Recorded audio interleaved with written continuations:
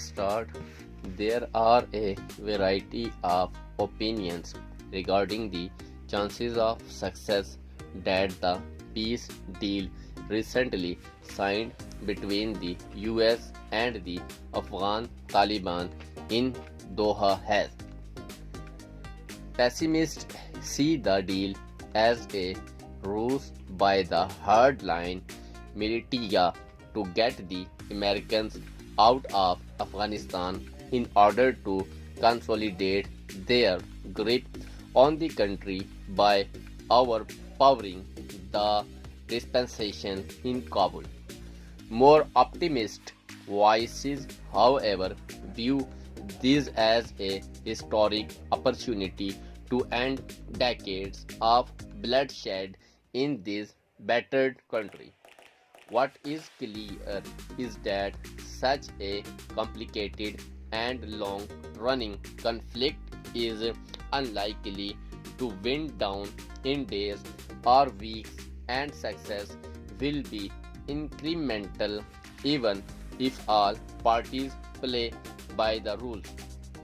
The peace deal also highlights the fact that over the years, successive US administrations have completely misread the Taliban and were unable to understand the complexities of Afghan society.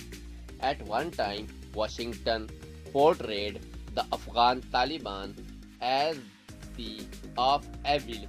Today, America's high officials are treating the militia as legitimate stakeholders in the Afghan political process. Perhaps if this realization had dawned on the US earlier, the violence could have ended many years ago.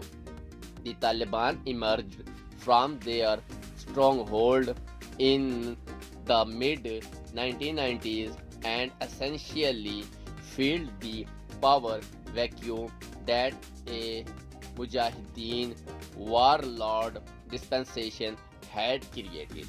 While indeed they employed brutal methods to cement their rule ideologically, as pointed out in these columns, the Taliban were Islamist nationalists as opposed to the pan-Islamic militant outfits such as Al-Qaeda or the many groups active in South and Central Asia, which wanted to recreate a caliphate. One of the reasons the Taliban forged an alliance with Al-Qaeda was because they were shunned by the international community despite ruling Kabul. Osama bin Laden outfit provided them with much needed funds, and perhaps if global powers had engaged with the Taliban, history might have taken a different trajectory.